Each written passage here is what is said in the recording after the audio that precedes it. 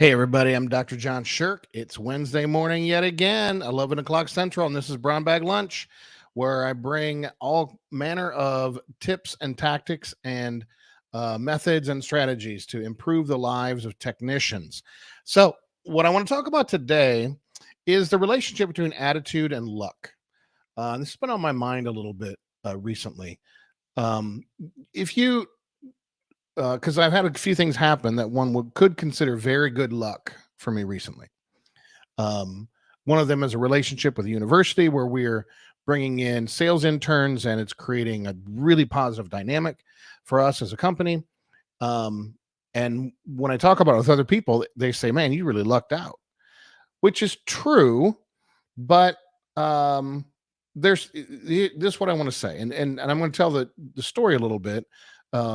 So then I'm going to correlate it over into other issues. So in this case, I have a mentor, Greg Alexander, who runs a group called Collective 54, and he talks some about the idea of using college students as sales interns, then growing your sales force that way.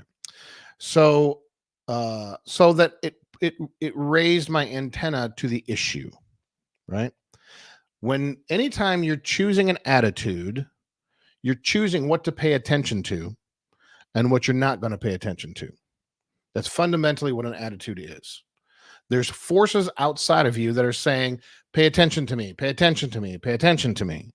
Some of them are more like advertising, people selling you things. Sometimes they're just more like, if you have a bias that life is, against you, um, and then you choose to take that on as your attitude, then you create a filter that filters out the opposite and opens the door for you to see those things which would confirm that. So when my mentor said, "Hey, take a look at this," I started taking a look at it, and uh, I reached out a little bit, and then it kind of evolved into something much more than I thought it ever could have been. Okay, now let's take a much more simpler concept, a simpler version of that. Let's say I said to you, I heard someone else say this, so this is not original to me. Let's say I said to you, I will pay you $100 for every red car you see on your way to the office today, on your way to your job site today. And it turns out you saw six cars. Luckily, you saw six cars, so I gave you $600, right? But you realize it could have been no red cars and could have been 20 red cars, right? So, but it's attitude that creates luck. It's what you're choosing to focus on that engages randomness in a way that says, if random things do happen and they do benefit you, you wouldn't see them if that's not where your mind is to start with. You with me on this? Okay. So only you can pick what attitude you're going to have. And sometimes people with attitude, it means they're just being brainlessly positive, like everything's great. Have a nice day. I have a great attitude. It's not really what attitude is. Attitude is both emotional and unemotional. It has to do with intentionally choosing where you put your mind, what you focus on.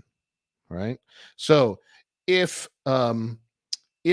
technician, if you're with the company you're working for, if you're consistently focusing on wanting something there that you can't have, then you're going to notice all the times that you can't have it. Okay. And this is going to make you miss other things that maybe you could get, but that's not the attitude you've chosen. Okay. So events outside of you are pushing your attitude one way or another. Pay attention to me, pay attention to me, pay attention to me. You have to choose based on where you would love for good luck to happen. Choose to look that way if it's something you can react to.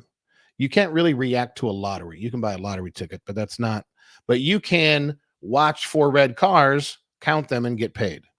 You can know that learning opportunities are a big part of advancing the career of a technician. So you're looking for them, so you see them, and your career advances. Okay, does this make sense? If you're things turn out, this is a John Wooden quote, the old basketball coach from UCLA. Things turn out best for the people who make the best of the way things turn out. Okay. So this is the basic idea I want to encourage you about. Got, I'll be honest. Sometimes I have a little bit of cynicism when I find out someone is doing a quote lesson or a talk or something to do with attitude. Because a lot of times I hear like, oh, rah, rah, rah, blah, blah, blah. This, everything's great. And there's no foundation for it. There's no basis for that. You know what? I'm glad that you're getting hyped up, but you could also be getting hit by a bus in the next 30 minutes. I mean, to me, I don't tend to value baseless hype, baseless excitement. That's just how I'm wired. But I do tend to value attitude in the sense that I can hopefully look in a direction and then see what comes. See if luck manifests itself in front of me. And since I'm looking for it, I see it instead of it passing by me without noticing. You know, the corollary to that is what's passing by me right now that I'm just not seeing. It would make me happy. It would create opportunity, but it's not where my attitude is. Okay.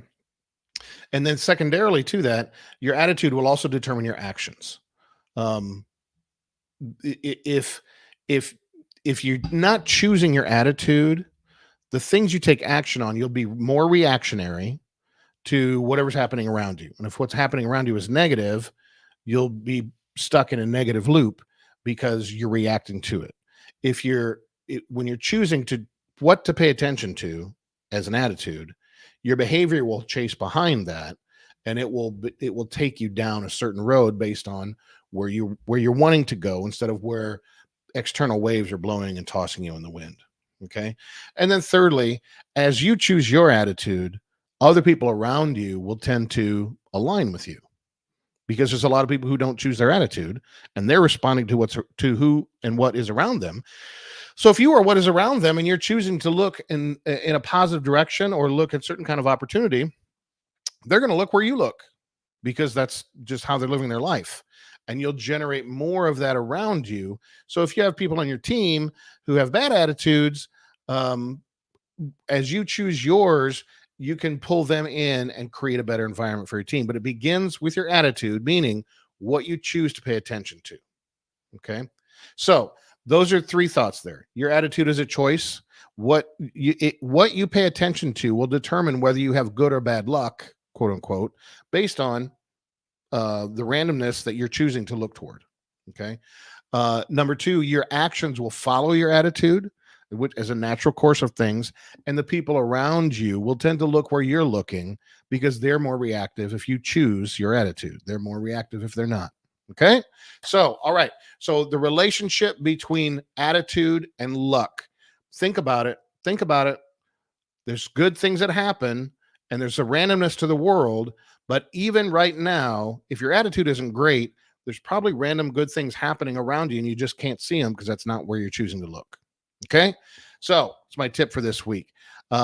What I want to do, if you're out there in late January, early February in an air conditioning business in particular, we are hardcore rolling out our recruiting machine right now, which is a machine that replaces old school recruiting with a funnel that just gathers more and more technicians that are better and better aligned with your values and what you're all about as a company so that you can reset the balance between the number of guys you'd like to hire and the number of people available to you.